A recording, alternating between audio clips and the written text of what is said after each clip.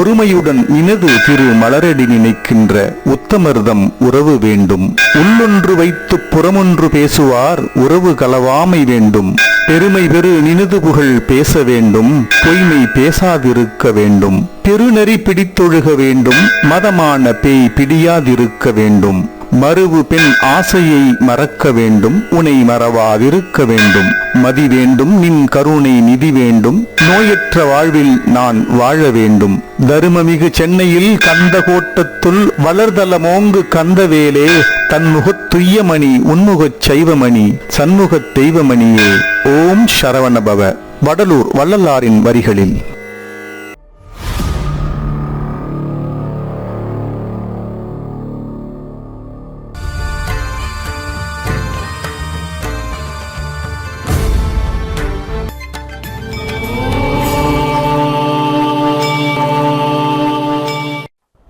வணக்கம். சித்தர்கள் திருவடி சேவா அறக்கட்டளை வழங்கும் சித்தர்கள் திருவடி இணையதள ஆன்மீக வலைக்காட்சி மூலம் உங்கள் அனைவரையும் வரவேற்பதில் மிக்க மகிழ்ச்சி.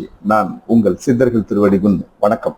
இன்னைக்கு ஒரு முக்கியமான ஒரு சப்ஜெக்டை பத்தி பேசலாம் அப்படின்னா, காலையிலேருந்தே எனக்கு இந்த உந்துதல் இருந்தது. நேற்று எனக்கு ஒரு அமெரிக்காவிலிருந்து ஒரு மெசேஜ் டெக்ஸ்ட் மெசேஜ் பண்றாங்க. இது மாதிரி எனக்கு உடல்நிலை மனநிலை சரியில்லை, ரொம்ப எக்ஸ்ட்ரீம் லெவல்ல இருக்குது, என்னுடைய இந்த சோல் இந்த பாடிக்குள்ள இருக்குதா இல்லையான்னு எனக்கு தெரியல, நான் ஒரு அப்நார்மல் கண்டிஷன்ஸ்ல இருக்கேன், எப்போவாவது எனக்கு தான் அந்த இருப்பு நிலை தெரியுது, இருப்பு நிலைன்னா நான் அப்படிங்கிற அந்த புரிந்து கொள்ளும் நிலை எனக்கு வருது. எனக்கு உங்களுடைய வெப்சைட்ல நிறைய சித்தர்களை பத்தி நீங்க சொல்றீங்க. இமிடியட்டா இன்ஸ்டண்டா ஒரு பவர்ஃபுல் சித்தர் யாரு அப்படிங்கிறத எனக்கு நீங்க ஐடென்டிஃபை பண்ணி சொல்லுங்க அப்படின்னு எனக்கு ஒரு மெசேஜ் கொடுத்துருந்தாங்க. எனக்கு ஒரு நிமிஷம் ஒண்ணுமே சொல்ல முடியல. எனக்கு என்ன நான் அவங்களுக்கு பதில் சொல்லணும் அப்படிங்கிறது எனக்கு புரியல. நான் ஒரு கொஞ்சம் எனக்கு கால அவகாசம் கொடுங்க அப்படின்னு நான் சொன்னேன். நம்ம பொதுவா சித்தர்கள் அப்படின்னாலே நம்ம கடந்த பல்லாயிரக்கணக்கான ஆண்டுகளாக சித்தர்கள் ராஜ்யம் இருக்குது. அது மன்னர் காலத்துல இருந்தாலும் சரி, அது மக்களாட்சி இருந்த காலம் வரைக்குமே நம்ம சித்தர்களுடைய அந்த லீலைகளையும் அவங்களோட சித்து விளையாட்டுகளையும் நம்ம பார்க்கிறோம். இது வரைக்கும் நாம எனக்கு தெரிஞ்சு அப்படிங்கிறத விட எனக்கு முன்னே அதாவது அந்த அனுபவம் எனக்கு இன்னும் கிடைக்கல.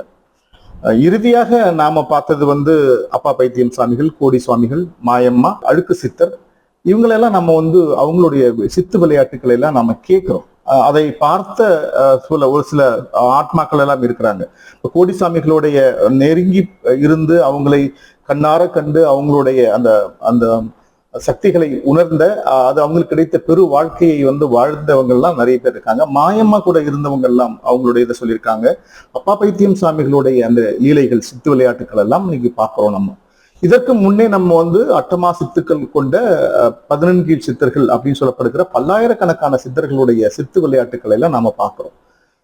இப்படி படிக்கிறமே தவிர என்ன மாதிரி ஒரு 50 வருடங்கள் 53 வயதாகிற எனக்கே இன்னும் அந்த மாதிரியான ஒரு சித்த நிலை கண்ட அவங்கள நான் இன்னும் சந்திக்கல.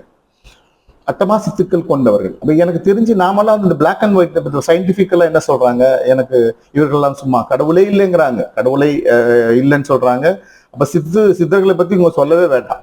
அப்படிதான் நிறைய நான் இப்ப சில அறிவாளிகள் என்று சொல்லப்படுகிற நிறைய ஆன்மீகத்தை பழித்து சொல்லிவிட்டு விஞ்ஞானத்தை உயர்த்தி சொல்லுகிற நிறைய சேனல்கள்லாம் நம்ம இன்னைக்கு பார்க்கிறோம். அவங்களெல்லாம் சின்னதா ஒரு வீடியோ போட்டாலே கிட்டத்தட்ட லட்சக்கணக்கான வியூவர்ஸும் பார்வையாளர்களையும் கொண்ட அந்த இதெல்லாம் நம்ம பார்க்கிறோம். ஸோ நம்ம அந்த இதுக்குள்ள போகணும். கடவுள் இருக்கிறார் அப்படின்னு என்பதை நாம் எப்படி உணர்த்துகிறோம்? கடந்த பதிவுகளில் பார்க்கிறோம். பிரபஞ்சம் அப்படிங்கிற ஒரு தொடர்ந்து நம்ம கொடுத்துட்டு இருக்கோம். ஆனால் அதற்கு முன்னாடி இந்த ஏற்கனவே ஆகாயம், காற்று, நிலம், நீர் எல்லாமே நம்ம பஞ்சபூதங்களா நம்ம பார்க்கிறோம். இந்த பஞ்சபூதங்கள் அண்டத்தில் இருப்பதுதான் பிண்டத்தில் இருக்குது அப்படிங்கிறத நம்ம பார்த்தோம்.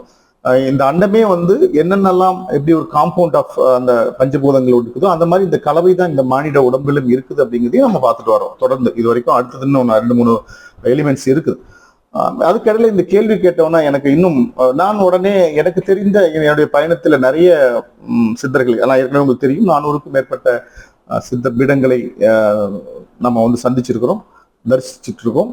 அதே மாதிரி கிட்டத்தட்ட ஒரு 70 - 80 வாழும் சித்தர்களை நான் பார்த்திருக்கோம். வாழும் சித்தர்கள் அப்படின்னு சொல்லும்போது அவங்களும் சித்தர்கள் தானே, நீங்க ஏன் அந்த இதை நீங்க ரெஃபர் பண்ணல அப்படின்னா, அவங்க கேட்ட கேள்வி என்னன்னா, நான் என்ன ரொம்ப இக்கட்டான ஒரு சூழ்நிலையில இருக்கிறேன், எனக்கு உடனடியா எனக்கு இந்த ரெமெடி வேணும்.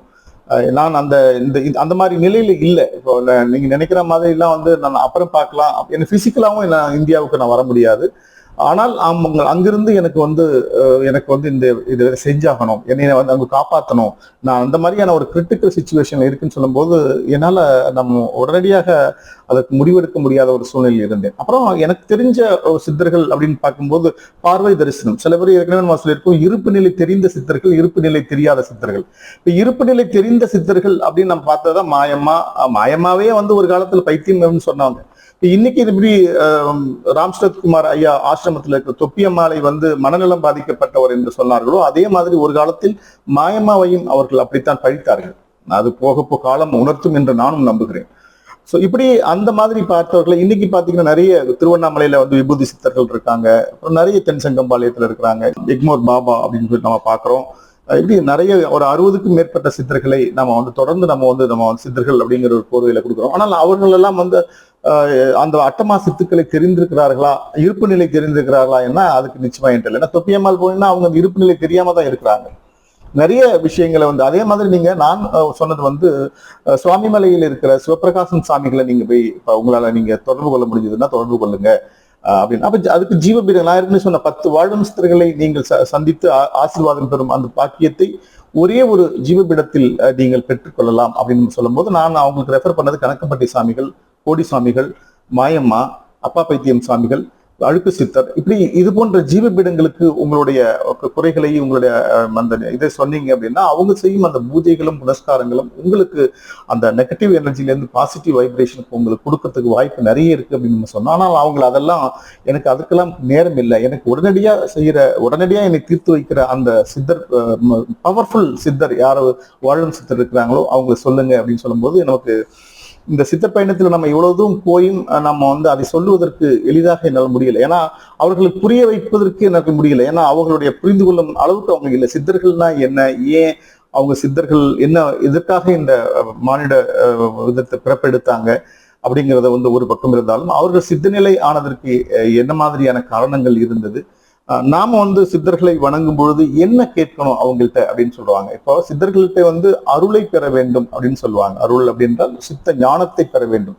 அவர்கள் கண்ட, கேட்ட, அறிந்த அந்த ஞானத்தை நானும் இறைவனை சேருவதற்கு அந்த ஒரு வழிகாட்டியா, ஒரு கைடா, என் குருவா இருந்து என்னை வழிகாட்ட வேண்டும் அப்படிங்கிற ஒரு விஷயத்தை தான் நாம வந்து சித்தர் பீடத்துல நம்ம அப்படி கேட்கிறோம். ஆனால் இன்னைக்கு அதை தவிர மற்ற எல்லாத்தையும் நம்ம கேட்கிறோம், அது கிடைக்கலன்னா சித்தர் பொய் அப்படின்னு சொல்றோம். கடவுள்கிட்ட கேட்டு கடவுள்கிட்ட கிடைக்கலன்னா அதுவும் பொய் அப்படின்னு நம்ம சொல்றோம். இப்படி நம்ம வந்து நமக்கு கிடைச்சது அப்படின்னா நம்ம வந்து அதை பத்தி பேசுறது இல்லை, ஆனால் கிடைக்கவில்லை என்றால் தூற்ற ஆரம்பித்து விடுகிறோம். அப்படித்தான் வந்து நம்ம சித்தர் பீடங்களுக்கு நாம சொல்றோம். ஆனால் இந்த சித்த பீடங்கள் நம்ம வணங்கும் பொழுது கிடைக்கிற அந்த அபரிதமான அந்த ஆற்றல், அதுதான் நெகட்டிவ் எனர்ஜிலிருந்து பாசிட்டிவ் எனர்ஜியை நமக்கு கொடுக்குறாங்க, அந்த இடத்துல கொடுப்பாங்க. அதுதான் ஜீவ சமாதி. தன் ஜீவனை உள்ளிருத்தி வரும் பக்தர்களுக்கெல்லாம் அந்த ஜீவ ஒளியிலிருந்து கிடைக்கும் அந்த ஆற்றலை மக்களுக்கு கொடுக்கணும். அதைத்தான் வந்து கருவறையில கோயில நம்ம கொடுக்குறோம்னு சொல்றோம். அதெல்லாம் வழிபாட்டின் முறை. அப்போ கடவுளை எப்படி வந்து அவங்க உணர்ந்தாங்க அப்படின்னா, அவங்க வந்து இயற்கையை நேசித்தார்கள், பஞ்சபூதங்களை தத்துவங்களை உள்வாங்கி கொண்டார்கள், அந்த பிரபஞ்சத்தை அவங்க ஆட்கொண்டாங்க. அதை அவர்கள் எப்படி நிர்வகிக்கணும், பிரபஞ்சத்திலிருந்து எப்படி ஆற்றலை கொண்டு வர வேண்டும், அந்த இறை சக்தி என்று சொல்லப்படுகிற எல்லாம் வல்ல அந்த இறைவன் என்று சொல்லப்படுகிற சுப்ரீமிட்டி அப்படின்னு சொல்றோம், அது அத்தனையும் எப்படி உள்வாங்கி பிரபஞ்சமாக பஞ்சபூதங்களாக எப்படி உள்வாங்கி அந்த ஆற்றலை கொண்ட தத்துவங்களை, அந்த டெக்னாலஜியை அவங்க வந்து எப்படி அவங்க வந்து உணர்ந்தாங்களோ அதைத்தான் நாம போய் சித்தர்பீடத்துல கேட்கணும். ஆனால் இந்த அம்மாவுக்கு நான் வந்து விடிகாலை அதிகாலை ஒரு 3 மணி பூஜை வந்து அவங்களுக்காக பிரார்த்தனை செய்தோம். நிறைய பூஜை எல்லாம் பண்ணி அவங்களுக்கு நான் அனுப்பி வைத்தேன். அவங்களுக்கும் நான் ஒரு ஆறுதல் சொன்னேன். என்னால் நான் ஒரு சராசரி சித்தன் அடியார், நான் வந்து சித்தன் அல்ல. இறைவனை தேடி சித்தர்கள் வழியில் எப்படி இறைவனை தேட வேண்டும் அப்படி என்பதை நான் சித்தர்கள் மூலமாக இறைவனை தேடி கொண்டிருக்கிறேன். அந்த வகையில என்னால் இயன்ற அளவு அந்த சோல், அந்த ஆத்மா என்று சொல்லப்படுகிற அந்த ஆத்மாவுக்கு நாம் செய்யும் கடமையாக அந்த பிரார்த்தனையை மேற்கொண்டு அவர்களுக்கு அதை நான் கொடுத்தேன். அவ்வளவுதான் என்னால செய்ய முடியும், நான் இன்னும் அந்த ஆற்றலை பெற முடியலை. அவங்க நினைக்கிற மாதிரி, ஏற்கனவே நான் சொன்ன ராமநாராயண் படத்துல அப்படி கை காட்டினா எல்லா அருளும் அப்படி இப்போ கிடைக்கிற மாதிரி அவங்க நினைச்சிட்டு இருக்காங்க. ஆனா சித்தர் பீடங்களுக்கு அப்படியெல்லாம் நம்ம போய் கேட்ட மாத்திரத்துல எல்லாமே கிடைச்சிரும் அப்படின்னு சொல்ல முடியாது. அதே மாதிரி இந்த அருள் எல்லாம் வந்து அப்படியே இந்த பிளாக் மேஜிக் சொல்லும் இல்லையா, அந்த பிளாக் மேஜிக் வந்து அப்படி அவங்க அந்த கண்ணு முன்னால அந்த புகையெல்லாம் வரும், அதெல்லாம் நடக்கும், ஜுவாலை நடக்கும், இங்கேருந்து ஒரு ஆத்மா அங்க போற மாதிரி இதெல்லாம் வந்து கிராபிக்ஸ் மூலமா நம்ம வந்து மனசை கெடுத்து குட்டிச்சவரை ஆக்கி வச்சிருக்காங்க. ஆனால் உண்மையில் சித்தர்கள் இதுல வந்து நம்ம வந்து நம்மளோட ஆன்மா வெளியே சென்று உள்ளே வரும் அந்த அந்த சமாதி நிலைன்னு சொல்லுவோம். அந்த அந்த அதுல அட்டமாசத்துல சமாதின்னு ஒரு லெவல் இருக்கு. சமாதின்றது வந்து தியானத்தில் வந்து தன்னுடைய அந்த ஆன்மா வெளியே போயிட்டு திரும்ப வரும். அதை தான் திருமூலர் சொல்லியிருக்கார். திருமூலர்லாம் பார்த்திருப்பீங்க. அவர் அந்த மூலன் அப்படி என்பதை வந்து நிறைய இந்த ஆடு மாடுகள் மூலமா அவர் வந்து அந்த நிறைய ஒரு மன்னர் உலகத்துல இருந்து பண்ணாங்க. இது மாதிரி நிறைய நம்ம சித்தர்கள் பற்றிய வரலாற்றை நாம் படிக்கும் பொழுது நாம் உணர்கிறோம்.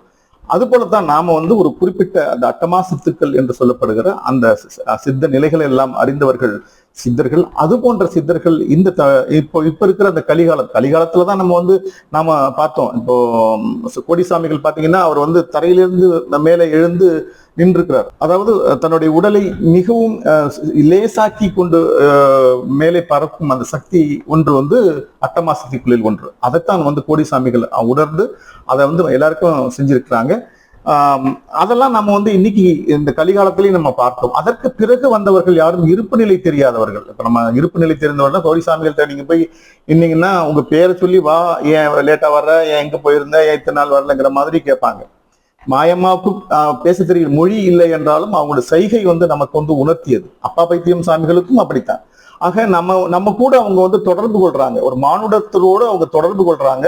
எப்படியெல்லாம் நமக்கு அவர்கள் அருள வேண்டும், எந்த வகையில் அவங்க அருள வேண்டும், எதன் மூலமாக, பார்வை தரிசனம் மூலமாகவோ இல்ல வார்த்தைகள் மூலமாகவோ இல்ல தொடுதல் தரிசனம் மூலமாகவோ நமக்கு பல வழிகளில் அவங்க கொடுக்குறாங்க. அதெல்லாம் தெரிந்தவர்கள், இருப்பு நிலை தெரிந்த சித்தர்கள். இன்னைக்கு நான் சொல்ற சிவபிரகாசம் சாமிகள் அவங்க கூட வந்து இருப்பு நிலை, அவங்க உட்கார்ந்து அவங்க தியானத்துல இருக்கிறாங்க, நம்மகிட்ட பேச மாட்டாங்க, அவங்க பார்ப்பாங்க, அதெல்லாம் அவ்வளோட அவங்க முடிச்சுக்கிறாங்க. மற்றவங்க எல்லாருமே வந்து ஓரளவு இப்போ தென்சங்கம் பாளையத்தில் இருக்கிறவங்க, திருவண்ணாமலையில் இருக்கிறவங்க, நிறைய சித்தர் பீடங்கள் எல்லாம் நம்ம வந்து வாழும் சித்தர்களை நம்ம வந்து 70க்கும் மேற்பட்ட வாழும் சித்தர்களை என்னுடைய வெப்சைட்ல கொடுத்துருக்கேன். ஸோ அவர்களெல்லாம் நாம அப்படித்தான் நம்ம வந்து உணர்றோம். இருப்பு நிலை தெரியாதவர்களாக நம்ம பார்க்கிறோம். அவங்க ஒரு உலகத்துல இருப்பாங்க. அப்படி இருக்கிறவங்கள்ட்ட நம்ம போய் நம்ம குறைகளை சொன்னா கேட்பாங்களான்னா அவங்களுக்கு தெரியும், கேட்பாங்க, உங்களுக்கு பதில் சொல்ல மாட்டாங்க. உங்களுக்கு அவர்கள் ஆசீர்வாதம் பார்வை தரிசனம் மூலமாகவோ இல்லது அவங்க ஆன்ம தரிசனம்னு ஒண்ணு சொல்லுவோம். அது வந்து அவங்களுடைய ஆன்மா மூலமாக உங்களுக்கு செய்ய வேண்டிய, அவர்கள் பார்வையோ அவங்களுடைய திசையோ உட்கார்ந்திருக்கும் உருவ முறையோ ஏதோ வேறு ஒரு இடத்துல இருக்கும். ஆனால் நீங்க சொல்லும் குறைகளுக்கு அவங்க ஆன்மாக்கள் மூலமாக உங்களுக்கு அவர்கள் ஆசீர்வாதம் வழங்குவதையும் நாம் உணர முடிகிறது. இதை உங்களுக்கு சொல்லணும் அப்படின்னு நான் நினைச்சிருந்தேன். ஏன்னா இது மாதிரி அவங்களுக்கு நான் என்ன சொல்றதுன்னு ரொம்ப குழப்பமா இருந்தா இந்த பதிவை உங்களுக்கும், இது உங்களுக்குமான எனக்கும் ஆன இந்த பதிவா தான் நான் பார்க்கிறேன். அதனால நான் சித்தர்பீடங்களுக்கு போகும்போது பொருளை கேட்காமல் அருளை கேட்போம். நாம இந்த இறைவனை அடைவதற்கு வந்து இந்த பஞ்சபூதங்கள் அடங்கிய இந்த அட்டமா சித்துக்கள் எல்லாம் வந்து எங்கேருந்து உருவாகும், தியானத்திலிருந்து உருவாகும். நீங்க அந்த குண்டலினிங்கிற ஒரு யோகத்தை நீங்க அந்த பயிற்சி செய்யதான் உங்களுக்கு அதெல்லாம் கைவர நம்ம வந்து பெற முடியும். அந்த அட்டமா சித்துக்கள் என்பது தனியா எங்கேயோ ஒரு கடையிலிருந்து வாங்கி வைக்கிற பொருள் அல்ல. உங்களிலிருந்து நீங்கள் எழுப்பப்படும் அந்த சக்தி தான் அந்த அட்டமா சக்திகள். அது எங்கிருந்து கிடைக்குமோனா இந்த பிரபஞ்சத்திலிருந்து கிடைக்கும். இந்த பிரபஞ்சம்னா என்ன அப்படின்னா பஞ்சபூத தத்துவங்கள். இந்த பஞ்சபூதங்கள் தான் இந்த பிரபஞ்சம். இந்த பிரபஞ்சத்திலிருந்து நமக்கு கிடைக்கும் இந்த ஆற்றலை சரிவர பெற வேண்டும். அதை பெற்றவர்கள் தான் சித்தர்கள். அவர்கள் எப்படி பெற்றார்கள் அப்படிங்கிற அந்த அந்த வழிமுறையைத்தான் நாம் சித்தர்பீடத்தில் போய் கேட்க வேண்டும் என்று சொல்லி அவர்களுடைய ஆன்மாவும் அவர்களுடைய ஜீவ ஒளியும் ஆற்றலும் நமக்கு என்னைக்குமே கிடைக்கும் என்று சொல்லி கோடிசாமிகளோடு அருளோடு இந்த பதிவை நிறைவு செய்கிறேன். இதுவரைக்கும் நீங்க சித்தர்கள் திருவடி இணையதள ஆன்மீக வலைக்காட்சியை நீங்க சப்ஸ்கிரைப் பண்ணலன்னா சப்ஸ்கிரைப் பண்ணுங்க. பக்கத்துல இருக்கிற ஒரு பெல் சிம்பலை நீங்க பிரஸ் பண்ணுங்க. அப்பதான் நாங்க தரும் புதிய புதிய காணொலிகள் உங்களை வந்து சேரும் என்று சொல்லி மீண்டும் மற்றும் ஒரு இனிய காணொலியில் உங்களை சந்திக்கிறேன். அதுவரை உங்களிடமிருந்து விடைபெறுவது உங்கள் சித்தர்கள் திருவடி குன்னு. வணக்கம். இந்த பதிவு உங்களுக்கு பிடிச்சிருந்ததுன்னா லைக் பண்ணி ஷேர் பண்ணுங்க. மறக்காம சப்ஸ்கிரைப் பண்ணிடுங்க. மீண்டும் உங்களை சந்திக்கும் வரை அன்புடன் குன்னு. வணக்கம்.